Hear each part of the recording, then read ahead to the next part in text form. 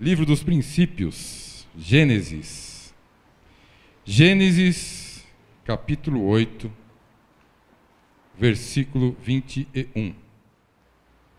Gênesis 8, 21 diz assim: E o Senhor cheirou o suave cheiro, e disse o Senhor em seu coração: Não tornarei mais a amaldiçoar a terra por causa do homem, porque a imaginação do coração do homem é má desde a sua meninice.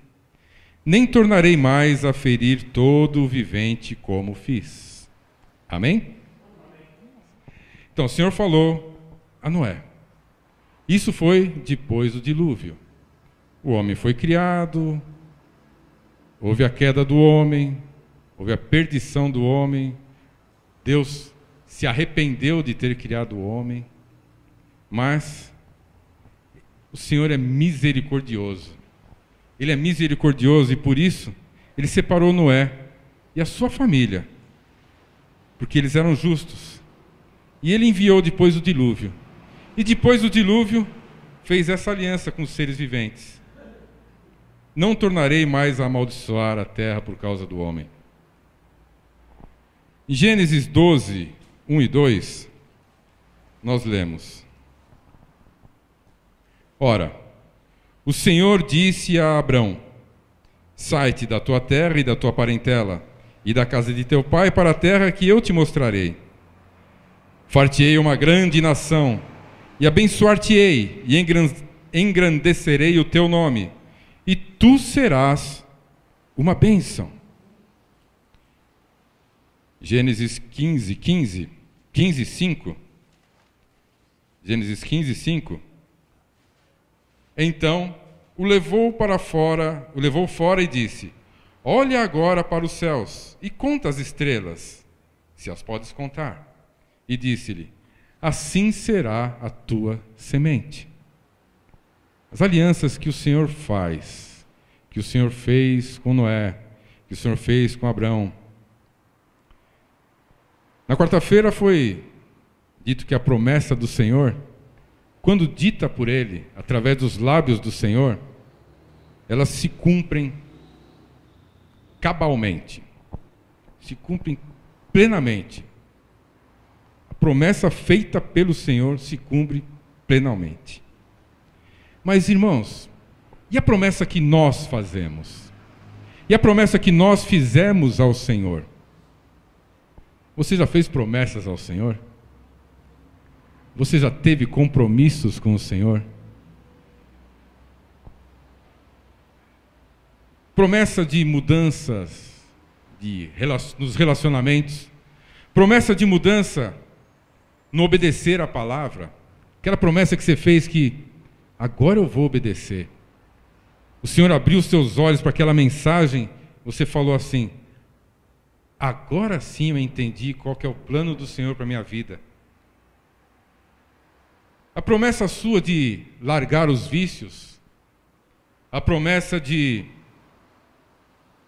vigiar a tua língua, a promessa de mudar os seus hábitos, a promessa de ler mais a Bíblia, de mudar o seu proceder, promessa de abrir mão da sua vida. Paulo diz: Não sou mais eu que vivo, mas Cristo vive em mim. Ele abriu mão da vida dele. Prometeu e cumpriu. Ele abriu mão da vida dele. Será que nós podemos prometer isso? Deus disse a Abrão: Olha para o céu, conta as estrelas, se pode contar. E hoje, nós somos uma grande nação dos filhos de Deus, através de Jesus, que é filho de Abraão, está na genealogia dele. Então, através de Jesus, nós somos filhos de Deus, somos parte deste povo, dessa grande nação. As promessas de Deus se cumprem sempre. Vamos mais à frente, irmãos. Êxodo 32. Aqui depois de Deus ter tirado o povo do Egito através de Moisés, eles estavam no deserto. Moisés subiu ao monte para falar com o Senhor. Vamos ler o 32:1, vai, irmãos. Mas, Êxodo 32:1, mas, vendo o povo que Moisés tardava em descer do monte, ajuntou-se o povo a Arão e disseram-lhe: levanta-te, faze-nos deuses que vão adiante de nós, porque quanto a este Moisés, a este homem que nos tirou da terra do Egito, não sabemos o que lhe sucedeu. Irmãos, este Moisés, este homem que nos tirou da terra do Egito, não sei por que eu vim aqui com ele, não sei o que eu estou fazendo aqui. Moisés subiu ao monte para ter a direção de Deus, para buscar a palavra. Demorou e o povo quis que se fizesse um ídolo. E foi feito um bezerro de ouro. Porque eles precisavam de um Deus. Nós precisamos de um Deus. Fala para o teu irmão do lado, você precisa de Deus.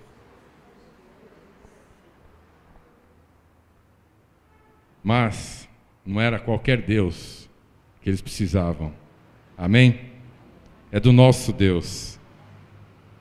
E depois disso, se você ler no versículo 31 a 35, Êxodo 32, 31 a 35. Assim, tornou Moisés ao Senhor e disse: ora, este povo pecou pecado grande, fazendo para si deuses de ouro.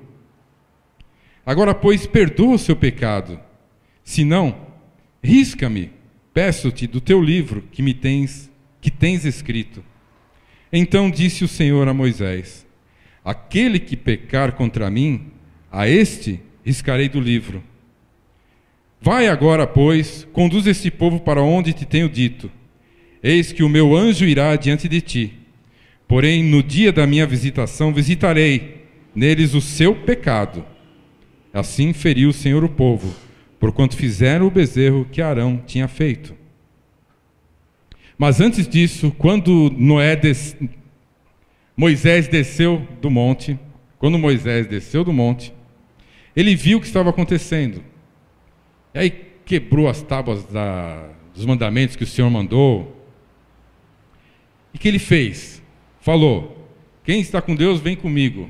Quem não está, fica separado. E mandou matar todos aqueles que não aceitaram estar com o Senhor. E aí, no dia seguinte que Moisés foi interceder ao Senhor pelo povo, Moisés foi, intercedeu pelo povo. E que o Senhor disse: aquele que pecar contra mim, a este riscarei do meu livro. Será que nós podemos ser riscados do livro de Deus? Será? Irmãos, eu penso que não.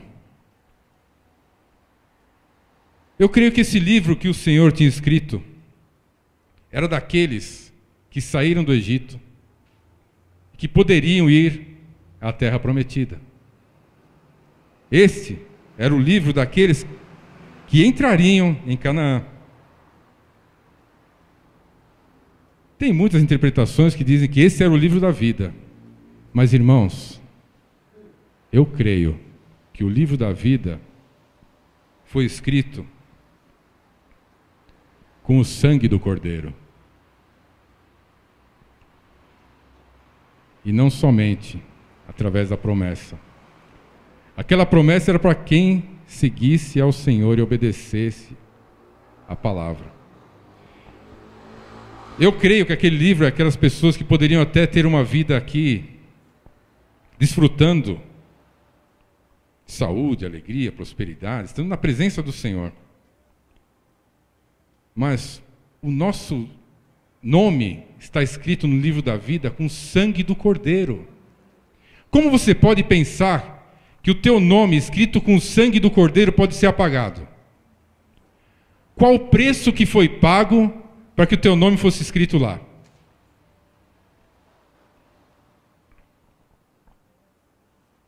Eu acho que o Senhor não apagaria. Ele não escreveria o teu nome com o sangue do filho dele e depois ia lá e riscava. Será que o nosso nome está realmente escrito no livro da vida? Será que o nosso nome está escrito a lápis para depois ser confirmado? Deus não ia escrever com o sangue de Jesus para depois apagar. Mas ele só escreve o nome daquele que realmente serve ao Senhor, aquele que segue ao Senhor, aquele que obedece à palavra do Senhor. Amém? Eu vi fazendo um parênteses aqui, não era uma pregação, era um programa de rádio que eu estava escutando. Aí, a mulher falando pro pastor lá que tinha tido um sonho. Eu tive um sonho, pastor, missionário, que o meu nome estava sendo apagado do livro da vida.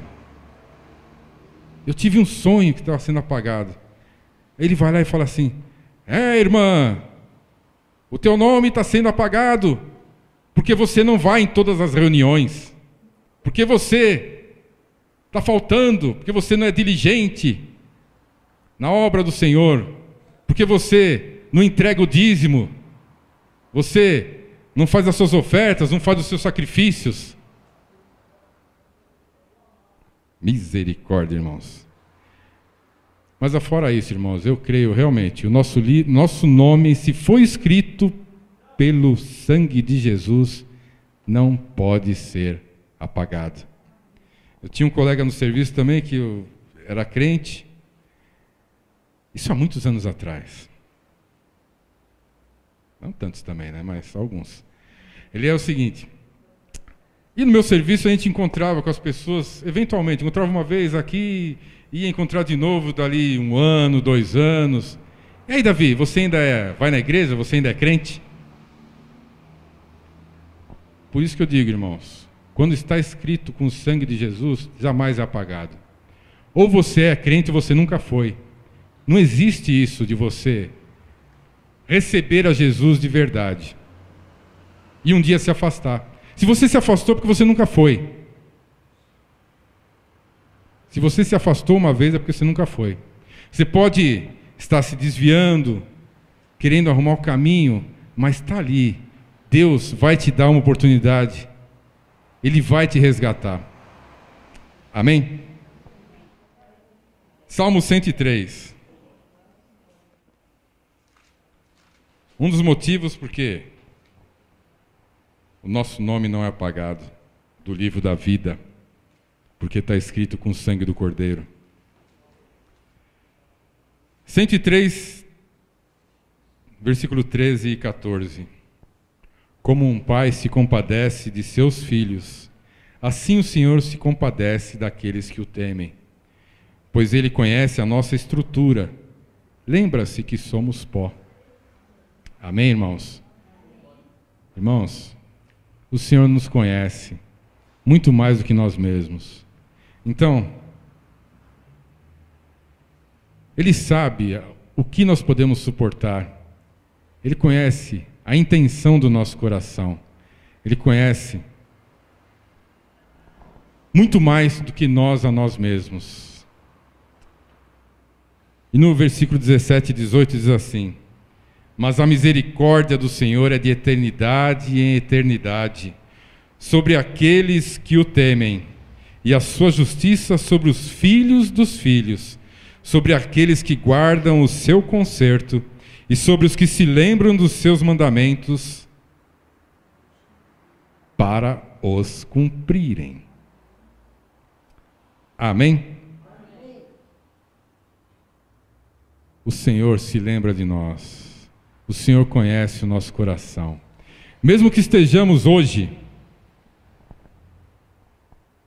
meio assim, Não digo desviado porque nós estamos aqui na palavra, na casa do Senhor, ouvindo a voz do Senhor. Mas muitas vezes nós precisamos da correção do Senhor. E Ele vai nos conduzir. O Senhor se lembra daqueles que se lembram dos seus mandamentos. E o Senhor tem promessas. Nós vimos no começo. E as promessas do Senhor se cumprem. E o nosso nome não será arriscado do livro da vida, porque está escrito com o sangue do Cordeiro. Mas, irmãos, será que isso é justificativa para que eu continue a andar no meu pecado? Será que eu posso pecar e pecar e pecar, porque a misericórdia do Senhor se renova a cada manhã? Porque a misericórdia do Senhor está aí de eternidade a eternidade. Será que é uma justificativa o meu pecado, porque eu sei que o Senhor sempre vai me perdoar? Diz na palavra 70 vezes 7 num dia. Será? O Senhor pode perdoar, sim. Pode perdoar. Pode perdoar o teu pecado. Mas e a tua vida, como vai ficar? Ele pode até te dar salvação. Pode te dar salvação. Mas e a tua vida, como vai ficar? Será que vale a pena? Compensa? O Senhor nos fez o seu povo, um povo especial. Povo eleito, sacerdócio real, povo escolhido, povo santo. E o Senhor é misericordioso para conosco, porque Ele conhece a nossa fraqueza. Mas eu posso pecar e desfrutar do perdão do Senhor? Deus pode nos dar o perdão. E Ele sempre vai nos dar uma nova chance. Mas será que compensa? Mais uma vez a gente pergunta, será que compensa? A nossa vida aqui iria virar um inferno. Como disse o pastor na palavra do filho pródigo, ele foi e levou tudo que ele tinha, tudo de bom. Quando voltou, recebeu o amor do pai, mas a herança já não tinha mais. E o que mais que ele já não tinha? Será que nós queremos viver alguns instantes de alegria e de prazer e perdermos a presença do Senhor já aqui? Não, nós temos que viver aqui como viveremos lá, na presença do Senhor. Amém, irmãos? Porque Ele está aqui conosco, Ele anda conosco sempre. Deuteronômio 11, de 26 a 28. Eis que hoje eu ponho diante de vós a bênção e a maldição. A bênção, quando ouvirdes os mandamentos do Senhor vosso Deus, que hoje vos mando. Porém, a maldição, se não ouvirdes os mandamentos do Senhor vosso Deus, e vos desviardes do caminho que hoje vos ordeno, para seguirdes outros deuses que não conheces. A bênção ou a maldição? Você quer ter uma vida na bênção ou na maldição? Obedeça a palavra do Senhor. Tenha uma vida de acordo com os mandamentos, para termos direitos às bênçãos aqui mesmo. Amém, irmãos? Porque Deus pode te dar salvação no último momento. Pode. O Senhor é misericordioso. Muitos dizem, irmãos, muitos dizem assim: eu acredito em Deus, eu acredito em Jesus, do meu jeito. Jesus está comigo, está no meu coração. Eu creio em Jesus, não preciso ir na igreja, eu creio em Jesus. Jesus está sempre junto de mim, sempre perto, está aqui presente. Aí me fez lembrar uma peça de há muitos anos atrás, um jovem orando, pedindo assim à noite, né? Senhor, obrigado mais esse dia. Eu te peço, Senhor, em nome de Jesus, que Jesus Cristo esteja comigo no dia de amanhã, me acompanhando em todos os passos. O que aconteceu de manhã? Jesus estava do lado dele. Acordou do lado dele.